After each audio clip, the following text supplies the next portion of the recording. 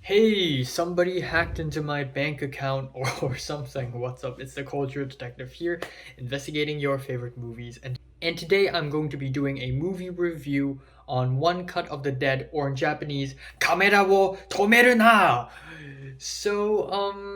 Yeah, cheers. I'm still drinking the bottle of weird chocolate milk.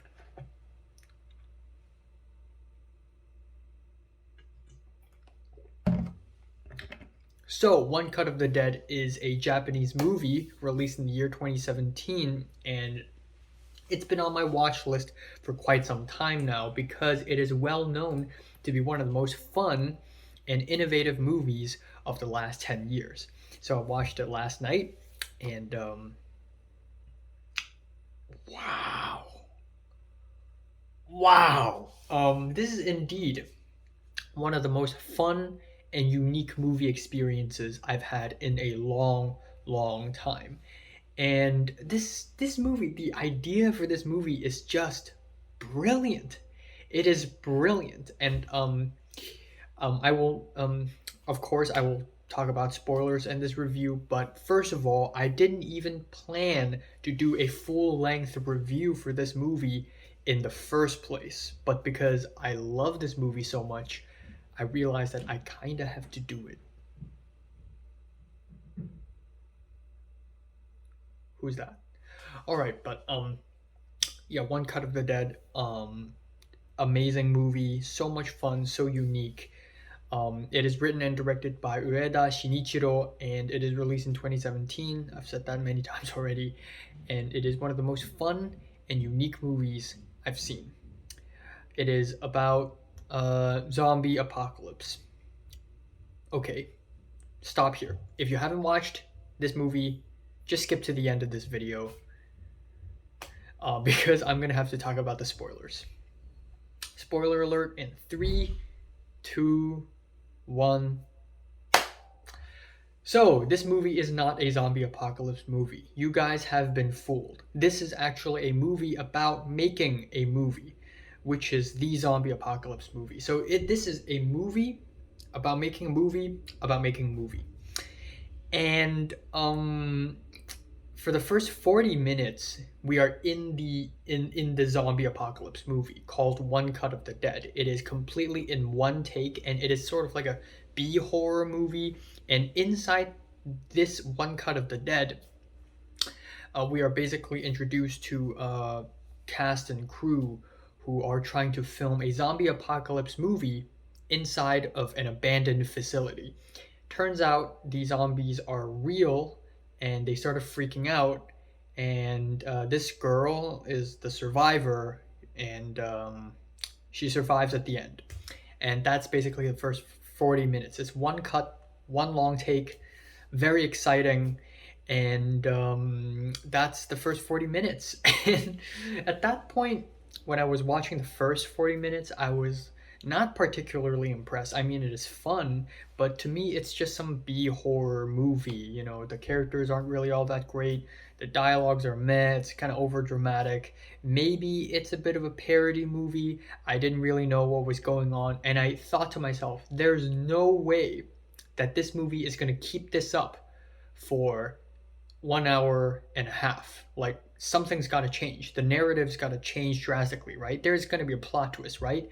And I was right. There is a plot twist because after 40 minutes, we enter the real story of this movie. We are revealed that this is actually a movie, and that a cast and crew is trying to film this movie. And in the first 40 minutes in the zombie apocalypse movie that is One Cut of the Dead, there are a lot of weird moments, awkward pauses, actors just standing there looking to the side awkwardly for no reason, strange pauses, moments that seem unintentional, strange camera choices like the camera dropping on the ground. And when I saw those moments, I didn't really think too much of them. I thought maybe it's a stylistic choice. I really didn't think too much. I just brushed it over. And then fast forward, or actually backtrack 1 month before One Cut of the Dead was shot, the cast and crew were forming and they were rehearsing for the movie. They were planning it. There's a producer, there's a director, there are actors, there are makeup artists and cameraman and all that. And the more they prepare, the more flaws happen. Like one of the actors turns out to be an alcoholic and he can't act when he can't drink. And then another actor on the day of the shoot has diarrhea, has painful stomachache, and cannot move, just can't. And then two of the actors couldn't even make it on set because they were in some sort of accident. So more and more problems accumulate and stack on top of one another, and it feels as though making this zombie apocalypse movie is impossible because there are just so many flaws. But somehow they managed to do it.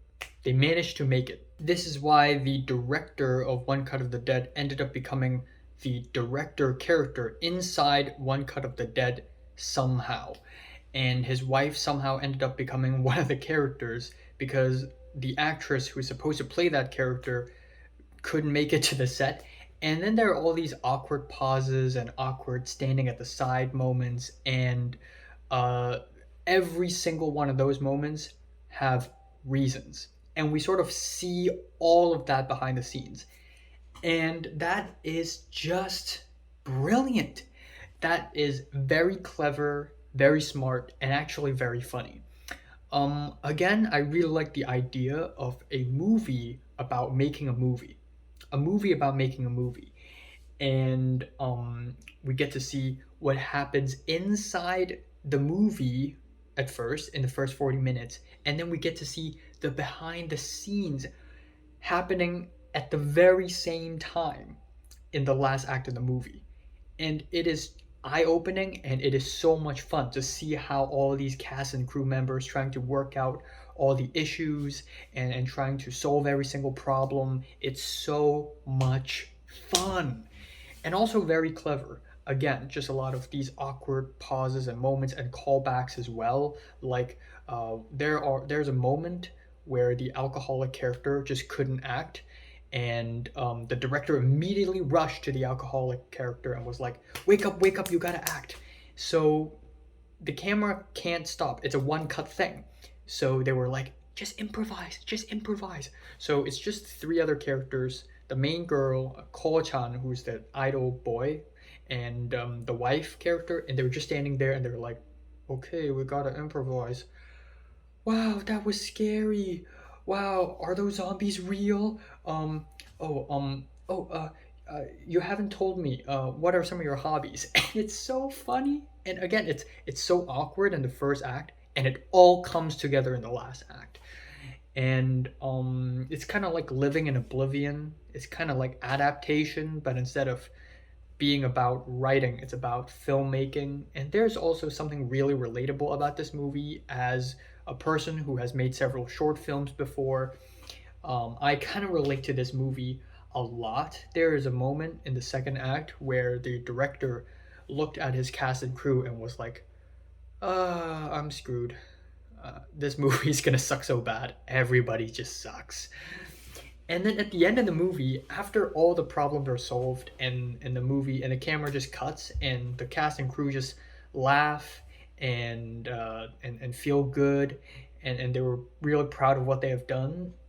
It's an amazing feeling. It really is an amazing feeling, and it is just cast and crew coming together. Every single person came into play. I mean, the camera guy, the makeup artist, the props, the costume people, they all have to sneak around and solve problems. Like, they all come together to just make this movie, and it is just awesome. And man, I love filmmaking.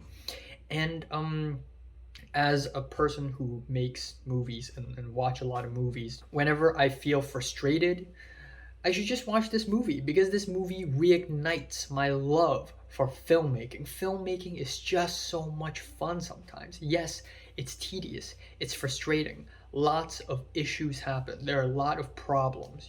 It's very expensive, and it's very resource and energy draining. But at the end of the day, once you've finished the filmmaking process, and once you got the product, you just can't help but feel proud of yourself.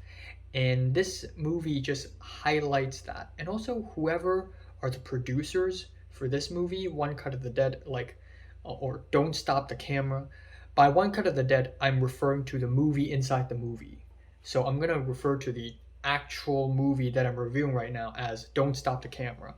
So whoever are the producers for Don't Stop the Camera is amazing. like I can't imagine how insanely confusing it must be to arrange all the actors and cameramen for this for Don't Stop the Camera. Like we have a cameraman in front of the cameraman, and then we have the cameraman in front of the cameraman in front of the cameraman. It is multi-layered. It is a movieception.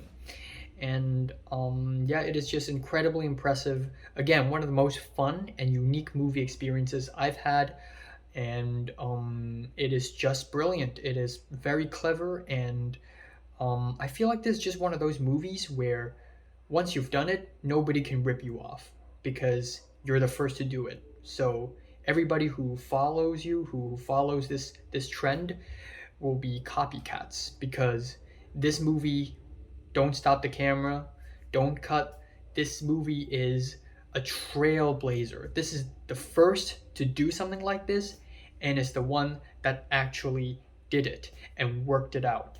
So yeah, I last night I thought this movie was a strong 8, but after thinking about it, I just love it even more. This is becoming one of the most underrated and overlooked movies of the 2010s, in my opinion. Kind of feeling a decent 9 out of 10. Decent to strong 9, whatever. Yeah. So, have you watched One Cut of the Dead? From 1 to 10, how much did you rate it? Like it, and subscribe if you want more. And thanks for watching. Also, if you want to talk about spoilers in the comments, please add spoiler alert and, hit enter. Just avoid spoilers, please, because this movie is best viewed without knowing a single thing. Okay.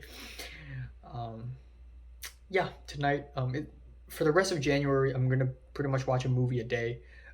Tonight I'm gonna be watching Election, and then tomorrow it'll be Police Story, and then it is Ivan's Childhood, and then it is Persona.